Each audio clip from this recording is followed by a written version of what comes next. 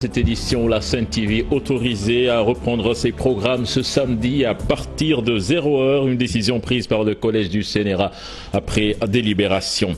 Le ministère de la Santé veut prendre à bras le corps le problème des urgences au Sénégal avec la sortie d'une note circulaire. Des populations saluent cette mesure. Des experts interrogés demandent le recrutement d'un personnel qualifié. Journée nationale de nettoiement prévue ce samedi. Les populations de Malika refusent d'accueillir les ordures à la décharge de Meubes. Ils menacent de brûler les camions qui seront utilisés pour l'opération. Et puis le Grand Théâtre qui porte désormais le nom de Doudou Ndiaye Coumba Rose, le directeur des arts, soutient que l'État n'a fait que respecter sa promesse. La famille du défunt émue. Reportage à suivre dans ce journal. Voilà le sommaire de ce 20h. Tout de suite le développement.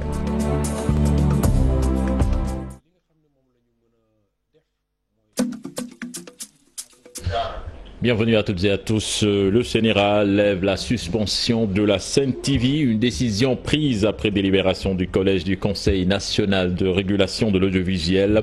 Rappelons que la chaîne de télévision du groupe des médias s'est vue couper son signal depuis le 1er janvier à 0h suite à des mises en demeure restées sans effet à propos de la publicité de produits éclaircissants. Et puis justement, retenez que le directeur du CNRA sera l'invité de la deuxième partie de votre magazine Soir d'info. Le ministre de la Santé veut régler le problème de la prise en charge des urgences dans les structures sanitaires. Une note circulaire est sortie depuis hier pour permettre d'atteindre cet objectif. 5 points qui indiquent le comportement face à un patient en situation d'urgence. Les directeurs généraux sont chargés de veiller au respect strict et à l'exécution. Je vous propose de suivre cet élément signé Alassane Ba qui a parcouru la circulaire. C'est une circulaire qui vient à son heure. La question de la prise en charge des urgences a tout le temps fait débat. Cette fois-ci, c'est le ministre de la Santé qui a décidé de prendre les choses en main. Et tout directeur d'hôpital est demandé de veiller aux mesures indiquées dans la note. Tout patient qui arrive en situation d'urgence doit être prioritairement pris en charge. Ainsi, l'établissement doit assurer la prise en charge du patient. Faute de place ou de conditions de prise en charge optimales, il doit organiser sa référence avec la structure où il sera orienté ou le faire en collaboration avec le SAMU. Toute décision de référence doit être validée par le médecin responsable de la garde. Aucun patient ne doit être référé vers une autre structure sans que la régulation ne soit faite au préalable pour s'assurer de sa prise en charge à l'arrivée. Aucun patient ne doit être évacué à bord d'un véhicule autre qu'une ambulance, précise le communiqué. Et tous les téléphones des médecins responsables de garde et des services d'accueil des urgences doivent être fonctionnels H24 et les numéros mis à la disposition de l'ensemble des structures. Le directeur général des établissements de santé est chargé de veiller au respect strict à l'exécution diligente de ces instructions, conclut la note circulaire. Alassane Ba, les malades rencontrés saluent cette mesure. Chersek, kinésithérapeute, lui, pense qu'il faut d'abord préciser les cas d'urgence et recruter des équipes formées et qualifiées. Un sujet signé Maïmouna Ndiaye et Diafaraba. Les urgences, le ministre de la Santé compte améliorer la prise en charge dans les hôpitaux. Une note circulaire saluée par ses patients rencontrés à l'hôpital général de Grand Yoff. di wax tamit ñu gën cee góorgóorlu rek waaw ci côté ñu respecté loi bi mu tëral. nit ki moom mënoo am lu sa wér-gu-yaram moom ngay am doog a mën a tal looy mën a def loolu moom dañ koy rafet trop di ñaan yàlla rek projet boobu ñoom ñu matal ko lépp ni ñu ko waxee. Pour ce kinésithérapeute, là n'est pas la question. Il faut le cadre, c'est-à-dire que il faut des services d'urgence qui répondent aux normes. Ça, c'est la première des choses, avec l'équipement nécessaire. En même temps, il faut du personnel, mais si je parle du personnel qualifié. Ce personnel doit être formé et doit être à suffisance. Il y aurait suffisamment d'agents pour pouvoir prendre en charge ces malades. Mais tel n'est pas le cas. Chersek pense également que les populations devraient distinguer les urgences à travers cette note. Les gens, parfois, ils se trompent sur ce sujet. C'est le médecin lui-même qui doit définir l'urgence et la notion d'urgence.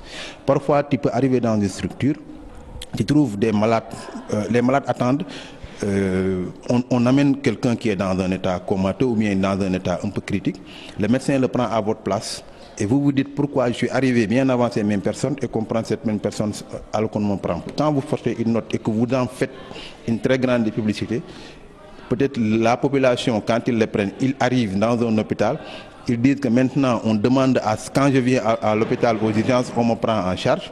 Si on ne le prend pas en charge, cette personne-là va vous poursuivre en justice. Il faut que l'on fasse beaucoup attention. Après la publication de la note circulaire, les syndicats de la santé insistent sur le respect de la pyramide sanitaire. Santé toujours, la députée Awa Gueye plaide pour le renforcement du personnel et du plateau technique de l'hôpital régional de Kaolack et s'est confiée à nos correspondants Ibrahima Diamé et Fally Gueye lors d'une visite dans cet établissement hospitalier. Le déficit en personnel de l'hôpital régional de Kaolack, notamment en médecins spécialistes qualifiés et le renforcement du plateau médical interpelle la présidente de la commission santé de l'Assemblée nationale, l'honorable député Awa Gueye, qui en a fait le plaidoyer à l'hémicycle, rappelle cette nécessité. Parce que l'hôpital est sollicité par nos voisins de la Gambie, du Mali, de la Guinée, etc. Et donc nous avons porté ce plaidoyer-là au niveau du ministre et on ne va pas s'arrêter. Nous allons continuer de plaider pour cet hôpital, parce que moi je suis née ici, pour qu'on renforce le personnel, mais également nous avons demandé récemment au ministre un nouveau scanner pour renforcer le scanner qui est là et qui est déjà un scanner neuf, mais nous avons demandé à ce que l'hôpital soit renforcé en logistique pour une meilleure prise en charge des patients. Après le poste de santé de Darou Ridouane, la parlementaire était au centre hospitalier El Hachi Ibrahima Niasse pour s'enquérir de l'état de santé des 2 bébés de l'année de la commune de Kaolack. C'est un acte noble social, mais c'est aussi dans le cadre de ma mission, mes prérogatives en tant que présidente de la commission santé, d'accompagner la mère et l'enfant et donc de suivre les pas du président de la République dans sa dynamique de politique sociale. Le centre hospitalier régional El Hachi Ibrahima Niasse de Kaolack ne dispose que de singletons, disait la directrice Khadija Toussar Kébé, un pédiatre, un cardiologue, un orthopédiste, entre autres spécialistes, et pour un hôpital à vocation sous-régionale dans une zone accidentogène, ça méritait mieux, estiment les patients. Vers un samedi sous haute tension à Malika, les populations disent niet à toute décharge d'ordures sur la plateforme avec l'opération zéro déchet décrétée. Elles menacent de brûler les camions qui seront utilisés pour l'opération. Leur porte-parole à Rahman Li en parle au micro de Salif Sow et Asmalik Diop. Est-ce que le président le sait? Est-ce que le président réellement, quand il dit ordre le Sénégal, le Sénégal doit avoir comme Rwanda autre, c'est bien beau, nous tous on rêve de cela, mais comment? Avec cette décharge qui amène beaucoup de dégâts au Sénégal, l'insécurité, on en parle, les agressions, on en voit tous les jours, tous les matins, les jeunes nous agressent même de 18 heures, n'osent même pas passer de Malika à Kermassar, parce qu'il y a des agressions. On n'en parlons pas, la santé qui nous tue, les maladies pulmonaires, on n'en parlons même pas. Mbobo, ça suffit, le président, franchement, quand il nous parle, il dit que c'est un Sénégalais. Nous, on dit que nous, on n'est pas des Sénégalais à part entière, parce que le président, son discours du 31 décembre, ça nous a complètement mis aux oubliettes, parce qu'on n'est pas des Sénégalais à part entière, on est de la banlieue. Mais quand il s'agit d'élections, le président, ils vont venir tous à la banlieue. C'est pas comme ça se passe. On est des Sénégalais comme lui, comme je disais, comme Marème Faye Sall, comme Amadou Sall, comme ces super ministres-là. On est debout tous comme un seul homme. On n'acceptera pas de camions d'ordure qui vont ici à Mbobos. Parce qu'on est debout et déterminé à la base. Ce n'est pas nous qui sommes là, ce n'est pas nous qui sommes là qui sommes cette plateforme. C'est toute une population de Yembo jusqu'à Kermassar et Malika. On est déterminé. On ne laissera aucun camion d'ICS ou je ne sais pas quoi. Ils ne vont même pas rentrer ici jusqu'à mettre les ordres ici. Puis en prélude de la journée nationale du nettoiement prévue ce samedi, les mécaniciens du site Kambogui ont nettoyé leur lieu de travail, une action qu'ils comptent pérenniser. Un reportage signé Fatou Bintou Conté. Les mécaniciens du site de Kambogui emboîtent le pas au chef de l'État. Prévu ce samedi, la journée nationale du nettoiement, ces ouvriers ont tenu à rendre propre leur lieu de travail. Nous étions en cours de préparation pour faire un set satal dans tous nos locaux des garages. Donc en entendant aussi ce message du président, il nous a encore motivés, il nous a donné une motivation. Nous avons déployé tous nos moyens pour pouvoir faire un set-setal général dans tous les ateliers mécaniques. Action qui se fera dans la durée selon ces mécaniciens qui exhortent leurs camarades à en faire pareil. Vraiment, nous sommes bien organisés et nous allons continuer le set-setal et on n'arrêtera pas en tout cas. Nous lançons un appel à nos camarades ouvriers de faire comme nous. C'est un bon geste. En tout cas, pour la journée de demain, les techniciens de surface aussi sont fin prêts pour apporter leur coup de balai à la propreté des différentes artères et quartiers de Dakar. Mais en tout cas, nous avons demandé à nos agents d'aller sur le terrain, de regagner leur secteur respectif. Mais aussi la mobilisation se fera au niveau des grandes artères, surtout avec la brigade d'intervention rapide qui a été créée par l'UCG, sans compter aussi l'UVS, l'unité de veille et de sensibilisation, qui seront sur le terrain pour apporter leur contribution. Pour cette seule journée, Madanissi appelle aussi à un changement de comportement des populations. Si on amène la société la plus performante du monde, les bailleurs de fonds les plus nantis du monde et que les comportements ne changent pas, le travail sera toujours voué à l'échec. Moi, j'en appelle au sens de la responsabilité de tout un chacun. J'en appelle pour un changement de comportement responsable à tous les niveaux. Ce samedi, les Sénégalais, en premier lieu le chef de l'État, Macky Sall, comptent rendre leur ville, leur quartier propre à travers une journée spéciale de nettoiement. Autre aspect de l'actualité, FDS porte plainte pour injures, menaces et voies de fait contre les gardes pénitentiaires ayant agressé le professeur Babacar Diop. Force démocratique du Sénégal exige une enquête impartiale subie par son leader le vendredi 20 décembre 2019. C'était à la MAC de Rebeuss. Caravane de sensibilisation sur la hausse du prix de l'électricité. Entre distribution de flyers et discours, le collectif a encore une fois fustigé les dernières factures salées de l'électricité. Les explications de Khadim Lo que je vous propose d'écouter au micro de Salif Sow et Asmalik Diop. Aujourd'hui, la banlieue a décidé, la jeunesse du banlieue a décidé de faire une journée de sensibilisation, une caravane de sensibilisation pour dire au monde que cette hausse du prix de l'électricité est anormale. Pour cela, nous avons fait ce caravane pour dire aux populations de la banlieue, pour sensibiliser les jeunes, les tailleurs, les commerçants, les boulangers, que cette hausse on ne doit pas la payer nous, population, nous, banlieusards. En visite de courtoisie chez Ousmane Sonko, l'ancien maire de Dakar dit témoigner toute sa reconnaissance à un frère qu'il avait soutenu dans les moments difficiles.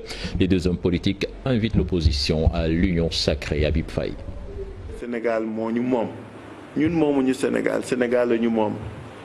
Voici les premiers mots de Khalifa Ababacar Sall qui gardait toujours le mutisme.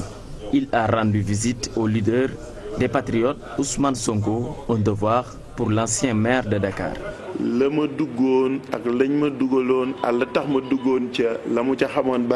Il ignorait les détails de ma détention. N'empêche, Ousmane Sonko m'a toujours défendu. Il a mené un grand combat pour ma libération. Même parfois, les députés à l'Assemblée nationale le taxent d'être mon avocat après les chutes de 2017. Donc, le remercier est un devoir pour moi.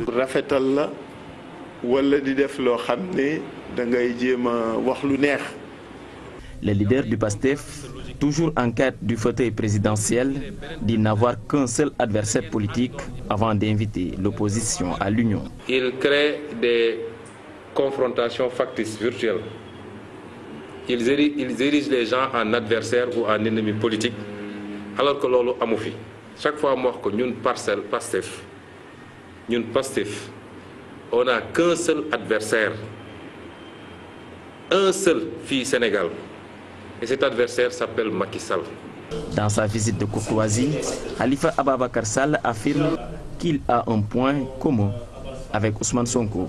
Sur ce dernier le considère toujours comme le maire légitime de la ville de Dakar. Direction Saint-Louis à présent avec la nomination de Chergué à la tête de la direction des bourses. Une nomination saluée par des étudiants de Sanar qui ont manifesté à plusieurs reprises leur colère. Suite au retard des bourses, les étudiants ont lancé un message au nouveau directeur pour qu'il mette fin à ces retards. Un reportage signé Ousseynou Diop et Habib Sek. Plusieurs fois, les étudiants ont manifesté leur colère pour réclamer le paiement des bourses. Ils barrent des routes et brûlent des pneus pour manifester leur colère. Mais depuis quelques heures, la nomination du nouveau directeur au ministère de l'Enseignement supérieur, de la Recherche et de l'Innovation est une lueur d'espoir pour ces étudiants. Le fait de changer le directeur peut nous amener à espérer que peut-être ces genres de questions ne vont plus être d'actualité. Parce qu'aujourd'hui, l'étudiant n'a que sa bourse pour pouvoir subvenir à ses besoins. Donc, les pensionnaires de l'UGB rappellent au nouveau directeur le rôle qu'il doit jouer pour éviter la colère des étudiants. L'homme qu'il faut à la place qu'il faut. Donc le fait de nommer un professeur d'université, surtout en informatique, lui, il sait se charger de ces choses-là. Et les étudiants, eux, ils ne veulent pas faire des grèves. Parce que le fait de faire des grèves, c'est peut-être perturber et des choses comme ça. Mais les étudiants n'ont que leur bourse pour subvenir à leurs besoins. Donc, les manifestations des étudiants ont occasionné la mort de Fallou Sène en 2018. Pour éviter ces problèmes, les étudiants de Sanar prônent une meilleure réorganisation au niveau de la direction des bourses. C'est difficile en fait, lorsqu'on ne perçoit pas nos bourses à temps, de pouvoir vivre dans le campus. Parce que vous imaginez des étudiants qui n'ont pas des parents qui leur aident lorsqu'ils ont des problèmes pécuniaires par exemple. Ils seront obligés soit de demander à leurs camarades étudiants des tickets juste pour pouvoir subvenir à leurs besoins de base. La nomination de Cheikh Gaye est saluée par les étudiants de Saint-Louis. Ils l'exhortent à faire preuve de courage et de détermination pour mettre fin aux problèmes qui règnent depuis quelques mois dans les universités du pays. Nous restons à Saint-Louis. Après plusieurs sorties des pêcheurs de Saint-Louis pour réclamer le dragage et le balisage de la brèche qui a emporté des centaines de pêcheurs à Guet-Ndar, c'est au tour des femmes qui ont perdu des proches ou maris de sonner l'alerte. Elles ont lancé un message fort au chef de l'État pour qu'il puisse prendre des mesures et réhabiliter enfin cette brèche. On écoute leur porte-parole. Elle s'appelle Ndeye Meissa Ndiaye, interrogée par Ousseynou Diop et Habib Seck. Monsieur le Président de la République, s'il vous plaît, nous vous demandons de nous aider concernant la brèche de Saint-Louis. Ça fait 15 jours que les pêcheurs ne vont plus en mer. La pauvreté sévit dans la langue de barbarie. La pauvreté sévit dans la langue de barbarie, dans les maisons. Et c'est très difficile. Les ménages sont perturbés. Avant-hier, on a montré des images, non pas par manque de respect, mais pour vous dire les difficultés et dégâts causés par la brèche. Les pêcheurs vont à l'aventure et meurent. Les gilets de sauvetage ne peuvent pas régler nos problèmes. Nous voulons que vous nous aidiez concernant le dragage et le balisage de la brèche. Nous sommes très fatigués.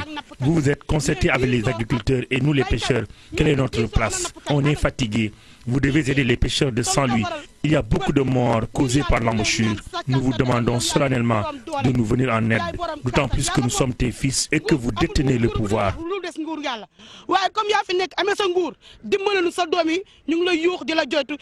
Et puis le maire de Caen, c'est dans le département de Kompentoum, sollicite l'ouverture d'une brigade ou un poste de gendarmerie.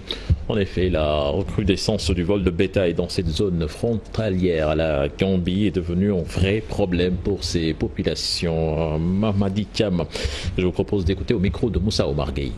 Le Sénégal et la Gambie, nous cohabitons paisiblement, il n'y a pas de difficulté. Mais seulement il y a un problème de vol de bétail dans la zone. Et ce vol de bétail-là est très récurrent au niveau de la commune de Caen. Et pour cela, nous pensons qu'il est important vraiment qu'on nous sécurise.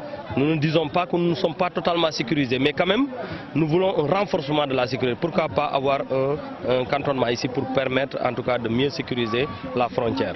Il n'y a qu'une seule ambulance. Il y a le poste de santé de Caen, le poste de santé de Kaba, le poste de santé de Médina, de Kanouma. Et nous envisageons faire un nouveau poste de santé à Médina Kanen Mali. Donc nous pensons qu'on a besoin de l'appui de l'État pour ces postes de santé, mais aussi nous avons besoin de désenclavement. Ouf de soulagement des populations de Niakhène et Mbayène, c'est dans le département de Tivaouane. Cela fait suite à l'électrification de leur village. Au total, 15 localités ont été électrifiées. Le directeur de la Sénélec a procédé à Fass Touré à la mise en service. Les explications de nos correspondants chez Ranta Diop et Seila Tir.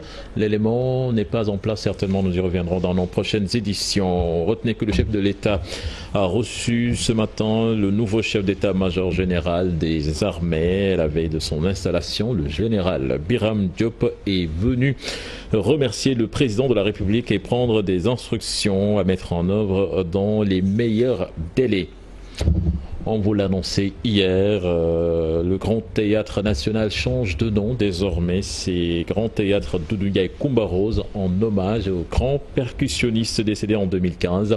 Et selon le directeur des Arts, l'État n'a fait que respecter sa promesse. La famille du défunt ne cache pas son émotion dans ce reportage signé Aïssatou Paye et Mohamed Dia. Doudou Ndiaye Coumba Rose, désormais l'appellation de ce bel édifice. Promesse tenue, hommage tardif, où l'État essaie-t-il de se rattraper? L'idée de le garder dans notre mémoire était là et avait donc apparu dès les premières heures de sa disparition. Monsieur le Président de la République, en lui rendant hommage, avait fait aussi cette promesse-là, cette promesse de garder son image pour la postérité. En faisant quoi? En baptisant donc un édifice de renom, et pas n'importe lequel, donc en lui donnant le nom de Doudou Ndiaye Coumba Rose, ce qui a été fait. Fait au moment opportun, sans doute. Et quelque chose me vient à l'esprit, l'école de percussion du trésor humain. Difficile à porter, à moins qu'on aille dans un montage public-privé. Mais si c'est un projet personnel, et qu'on veut faire porter à l'État, c'est toujours un peu difficile.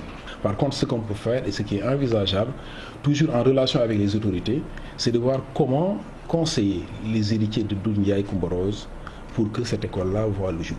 C'est dit à la progéniture du percussionniste d'honorer cet autre hommage. Donc on a à remercier le président Macky Sall. Honnêtement, il y a toute la famille qui le remercie parce que ce qu'il a fait est très important.